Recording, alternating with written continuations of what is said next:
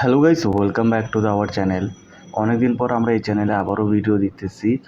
আজকে আমরা কথা বলবো হচ্ছে কোয়ালিফাই ওয়ান ম্যাচ প্রেডিকশন নিয়ে, এবং সম্পূর্ণ রিপোর্ট এই ভিডিওতে থাকবে, তাই দেখতে কিন্তু ভুলবেন না।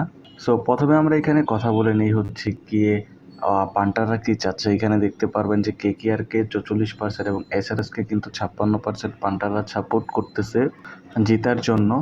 তো চলুন দেখা যাক অ্যানালাইসিংয়ে যে কোন টিমটি জিততে পারে। এবং আরেকটা কথা, যদি আপনারা 100% শিওর রিপোর্ট চান তাহলে কিন্তু অবশ্যই আমাদের এই যে নাম্বার ইমো হোয়াটসঅ্যাপ যেটা দেখতে পারতেছেন সেখানে মেসেজ করতে ভুলবেন না। চলুন আমাদের টেলিগ্রামে নিয়ে গিয়ে আপনাদেরকে কাজ দেখিয়ে দিচ্ছি। আচ্ছা, এটা হচ্ছে কি আমাদের টেলিগ্রাম, যেখানে আপনারা দেখতে পারতেছেন যে আমরা ব্যাক টু ব্যাক কিন্তু সব উইনিং দিয়ে আসতেছি। যেখানে আপনারা দেখতে পারবেন যে অলমোস্ট সব ম্যাচে আমরা এখানে উইন দিয়ে আসতেছি। আমাদের কিন্তু 10টা ম্যাচের ভিতরে 8টা উইন হয়। তো এরকম অনেক রিপোর্ট আছে যারা আপনারা নিজেরাই এসে দেখতে পারবেন। ভিডিও বড় হয়ে যাবে নয়তো আমি একটা একটা করে দেখাতে গেলে। টেলিগ্রামের লিঙ্ক ভিডিও ডিসক্রিপশনে থাকে, সবসময় জয়েন করে নেবেন। তো চলুন এখন আমরা প্রেডিকশনে ফিরে যাই। সো যেহেতু আমাদের কাজের হচ্ছে সম্পূর্ণ আপনারা নিজের চোখে দেখলেন প্রুফ, তো যারা আমাদের সাথে 100% কাজ করতে চান তারা আমাদের এই হোয়াটসঅ্যাপে মেসেজ করতে ভুলবেন না। বাকি এখানে হেড টু হেড দেখলে দেখতে পারবেন যে 10 ম্যাচের ভিতরে মাত্র 3টি কিন্তু এসআরএস জিতেছে, এবং এই বছরে যে একটি খেলা হয়েছিল সেই একটি খেলাও কিন্তু এখানে এসআরএস হেরেছিল হচ্ছে কলকাতার কাছে, এবং ব্যাক টু ব্যাক কিন্তু এখানে এসআরএস 2টি জিতেছে এবং কলকাতা 4টে জিতে এসেছে। এটা হচ্ছে গিয়ে অন ভেন্যু, মানে এই গ্রাউন্ডে এখন অব্দি 2টি ম্যাচ এসআরএস খেলেছে এবং একটি ম্যাচও সে জিততে পারেনি। ওভারঅল কলকাতা কিন্তু এখানে 2টি ম্যাচ হচ্ছে জিতেছে 5টি ম্যাচ খেলে। সো এখানে যদি দেখেন আপনারা দেখতে পারবেন যে স্পিনাররা 25% উইকেট নেয়, এবং এখানে কিন্তু স্পেসাররা হচ্ছে গিয়ে 75% উইকেট নেয়। দ্যাটস মিনস এখানে যাদের পেসার ভালো তারা কিন্তু খুব ভালো করবে।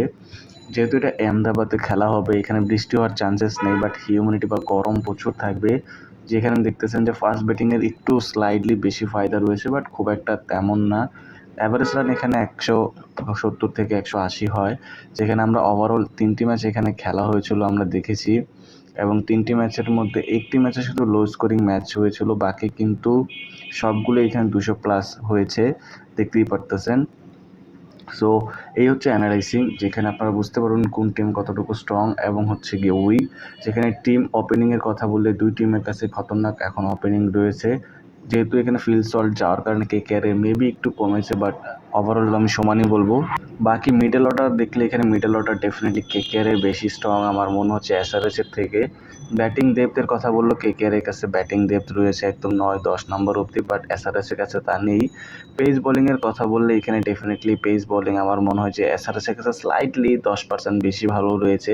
এবং এখানে যদি দেখেন স্পিন বলার, আমার মনে হয় যে স্পিন বলার ডেফিনেটলি 90% বেশি রয়েছে ভালো কেকেআরের কাছে। এসআরএসের কাছে তেমন কোনো স্পিনার নেই। সো এই হচ্ছে কি পুরো অ্যানালাইসিং। আশা করি আপনারা বুঝেই গেছেন কে জিতবে। তারপর যদি না বুঝেন আমাদের এই ইমো হোয়াটসঅ্যাপ নাম্বারে একবার মেসেজ করে দেখুন, লাইফ সেটেল হয়ে যাবে আপনার। আপনি যদি এখানে দেখেন সিনারিও আমার মতে প্রেডিকশন কি সেটার জন্য। সো সিনারিও 1 আমার মতে, যদি কলকাতা আগে বল করে তাহলে তারা পাওয়ার প্লেতে এসআরএসকে 70 বা 80 রান দিবে, এবং হচ্ছে ওভারঅল 210 বা 20 রান করবে। আর যদি এইখানে হায়দ্রাবাদ আগে বল করে তাহলে পাওয়ার প্লেতে আমার মনে হয় যে 90 মতো বা 80 মতো রান করবে এখানে কেকেআর, এবং ওভারঅল 220 বা 30 রান করবে। সো এই হচ্ছে কি প্রেডিকশন। টস কে জিতবে? টস ডেফিনেটলি এখানে কেকেআর জিতবে আমার মতে। সো ম্যাচ উইনারকে জানতে হলে আমাদের ইমো হোয়াটসঅ্যাপে মেসেজ করতে ভুলবেন না। অ্যানালাইজিং দেখে হয়তো বুঝেই গেছেন, তারপরও না বুঝলে আমাদের থেকে প্রেডিকশন নিয়ে হচ্ছে গিয়ে আপনি আপনার কাজ করতে পারেন। Take care, bye by.